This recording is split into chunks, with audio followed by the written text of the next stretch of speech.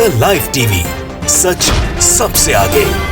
दोस्तों मैं बात हफीज हूं। भारतीय जनता पार्टी के साथ खेला हो गया उत्तराखंड के अंदर। उत्तराखंड वो राज्य है कि इस वक्त जो भारतीय जनता पार्टी के लिए सबसे मुश्किल राज्य बन गया है। इतनी परेशानियां हैं कि भारतीय जनता पार्टी को समझ में नहीं आ रहा है कि उसको खत्म कैसे करें। उत्तराखंड में चुनाव होने वाले हैं कुछ ही महीने के बाद उत्तर प्रदेश के साथ, और ये हालत है भारतीय जनता पार्टी की कि आए दिन मुख्यमंत्री बदलना पड़ रहा है। समझ ही नहीं पा रहा है कि जनता क्यों नाराज है, क्यों नाखुश है। अभी 4 महीने पहले बदला था, तीरथ सिंह रावत जी को लाया गया था, और कल फिर मुख्यमंत्री बदल दिया पुष्कर सिंह धामी को। अब पुष्कर सिंह धामी के बनते ही इतना ज्यादा विरोध हो जाएगा, शायद पार्टी ने सोचा नहीं था। यहां तक के 35 विधायक अपना इस्तीफा लेके दिल्ली पहुंच जाएंगे सतपाल महाराज के साथ, यह भी किसी ने नहीं सोचा था। भारतीय जनता पार्टी के पास 56 तो विधायक हैं, उनमें से अगर 35 इस्तीफा दे देंगे तो क्या हालत हो जाएगी भाजपा की। सरकार चुनाव से पहले ही गिर जाएगी।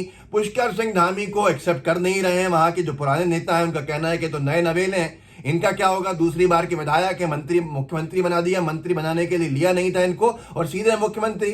अब जो लोग पहले से हैं उनकी परेशानियां हैं। ये नवभारत टाइम्स ने सूत्रों के हवाले से छापा ये पूरा का पूरा मामला।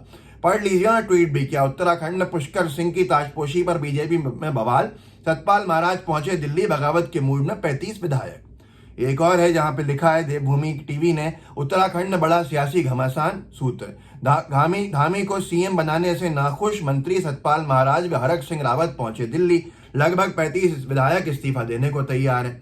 अब ये जो हरक सिंह रावत और सतपाल महाराज है, ये बीजेपी को सबक मिलना चाहिए और भाजपा में जाने वालों को भी सबक मिलना चाहिए। ये दोनों वो हैं जो कांग्रेस की सरकारों को धोखा देके हरीश रावत जी की, और ये भाजपा में जा मिले थे जिन्होंने कांग्रेस को वहां कमजोर करने की कोशिश की थी, जो उनकी खुद की पार्टी थी। अब भारतीय जनता पार्टी ने उस फॉर्मूले से इनको ले भी लिया, एक को मंत्री बना दिया और दूसरे को मंत्री बनाने के वादे भी कर लिए। लेकिन अब इन दोनों को मुख्यमंत्री बनना था और ये दोनों ही पहुंच गए हैं बगावत करने के लिए। दोबारा एक बार बगावत किया वो व्यक्ति हर बार करता है। अब यहाँ पर जब ये मुख्यमंत्री जो तीरथ सिंह रावत है, इनको जब हटाया जाना था तो इसके वक्त दो नाम चल रहे थे सबसे ज्यादा, जो लिखा भी था एक अखबार में।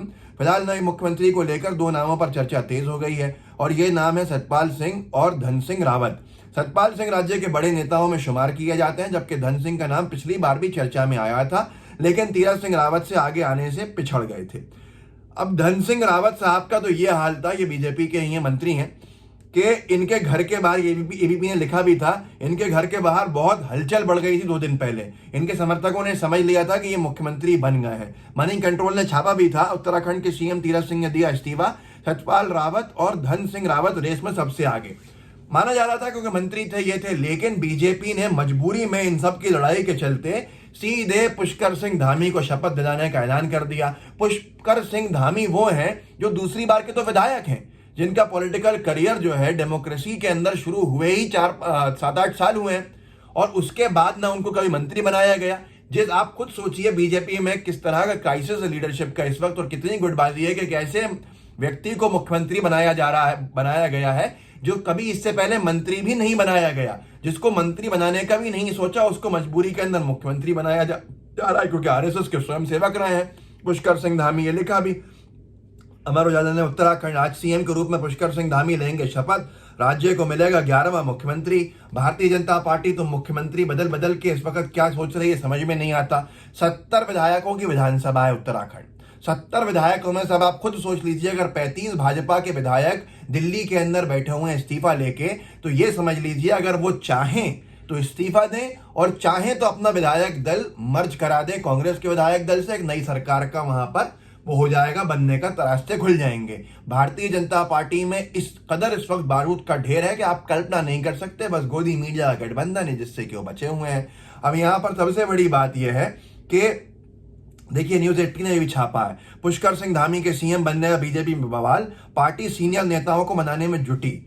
अब आप खुद सोचिएगा, जरा नाम पढ़िएगा कितने सीनियर लीडर्स हैं जो सारे के सारे उत्तराखंड के हैं, जिनके नाम आपने सुने होंगे, जो अपने खुद नाखुश है पार्टी से। इनमें लिखा है सतपाल महाराज, मदन कौशिक, सुबोध उनियाल, हरक सिंह रावत, बिशन सिंह चुफाल, यशपाल आर्या जैसे पार्टी के इस कदम से नाराज हैं। ये सब वो हैं जो मंत्री लेवल के ऊपर रहे हैं, मंत्री रहे हैं या मंत्री हैं। जाहिर सी बात है, दूसरे टर्म के विधायक को अगर आप सीधे मुख्यमंत्री बना रहे हैं इन सब को छोड़कर, तो बात साफ है कि भारतीय जनता पार्टी में इतनी गुटबाजी चल रही थी जिसका आप अंदाजा नहीं लगा सकते। लेकिन अब सबसे बड़ी बात यह है कि पुष्कर सिंह धामी को भी शायद हटा दिया जाएगा। क्या भारतीय जनता पार्टी एक कीर्तिमान बना लेगी, कीर्तिमान जिससे कि हम नए नए मुख्यमंत्री देते रहेंगे।